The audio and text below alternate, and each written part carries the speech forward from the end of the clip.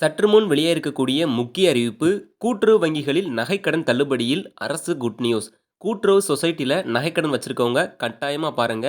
நீங்க இப்ப தான் நம்ம சேனல புதுசா பார்க்குறீங்கன்னா, மறக்காம சப்ஸ்கிரைப் பண்ணிக்கோங்க. அப்பதான் இது போன்ற பயனுள்ள தகவல் உடனுக்குடன் கிடைக்கும். சரி வாங்க வீடியோக்குள்ள போலாம். தமிழக சட்டமன்ற தேர்தல் நெருங்கி வரும் வேளையில், ஆளுங்கட்சியான திமுகவுக்கு போட்டியாக அதிமுக பொதுச் செயலர் எடப்பாடி பழனிசாமி அவர்கள் அதிரடியான தேர்தல் வாக்குறுதிகளை அள்ளி வழங்கி கொடுத்திருக்கிறார்.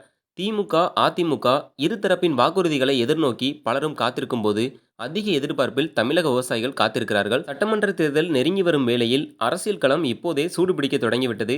திமுக கடந்த 2021ல் சொன்ன நிறைவேறாத 150க்கும் மேற்பட்ட வாக்குறுதிகளை இந்த முறையும் அறிக்கையில் மீண்டும் சேர்க்க முடிவு செய்துள்ளதாக தெரிகிறது. திமுக அப்படி என்னென்ன வாக்குறுதிகள் கொடுத்தாங்கன்னா, குறிப்பா நீட் தேர்வு ரத்து, ரூ. 100 சிலிண்டர் விலை, மாதம் ஒரு முறை மின் கட்டண கணக்கு போன்ற முக்கிய வாக்குறுதிகள் உள்ளன.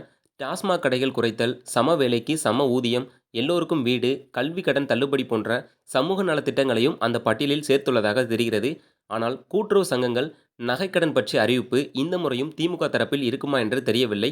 ஆனால் ஒவ்வொரு தேர்தலிலும் விவசாயிகளின் வாக்குகளை தீர்மானிக்கும் முக்கிய காரணியாக நகைக்கடன் மற்றும் பயிர்க்கடன் தள்ளுபடி அறிவிப்புகள் அமைந்து வருகிறது. கடந்த 2021 தேர்தலில் திமுக ஆட்சிக்கு வந்தவுடன் 5 சவரன் வரையிலான நகைக்கடன் தள்ளுபடி செய்து சுமார் 6000 கோடி ரூபாய் மதிப்பிலான சுமையை ஏற்றுக்கொண்டது. இந்த வாக்குறுதி நிறைவேற்றப்பட்டதால் இந்த முறையும் அதே போன்றதொரு அதிரடி அறிவிப்பு வெளியாகும் என்ற அபரிதமான நம்பிக்கையில் விவசாயிகள் மற்றும் பொதுமக்கள் கூட்டுறவு வங்கிகளில் நகைக்கடன் பெறுவதில் அதிகம் ஆர்வம் காட்டி வருகின்றனர். எனினும் தேர்தலுக்கு முன்பாகவே நகைக்கடன் தள்ளுபடி குறித்த ஒரு சர்ப்ரைஸ் அறிவிப்பு வரக்கூடும் என்ற பேச்சும் பலருடன் எழுந்துள்ளது.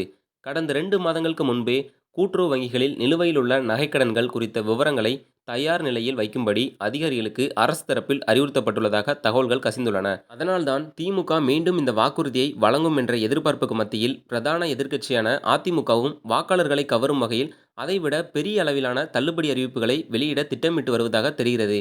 அது மட்டுமல்ல, நேற்றைய தினம் அதிமுக சார்பில் நடைபெற்ற நலத்திட்ட உதவிகள் வழங்கும் விழாவில் எடப்பாடி பழனிசாமி அவர்கள் பல்வேறு அறிவிப்புகளை வெளியிட்டார். திமுக அரசு நகைக்கடன் தள்ளுபடி செய்ததைப் போலவே அதிமுக ஆட்சி அமைந்தவுடன் மாற்றுத்திறனாளிகள் கூட்டுறவு சங்கங்களில் வாங்கிய கடன்கள் அனைத்தும் தள்ளுபடி செய்யப்படும் என்று அதிரடியாக அறிவித்துள்ளார்.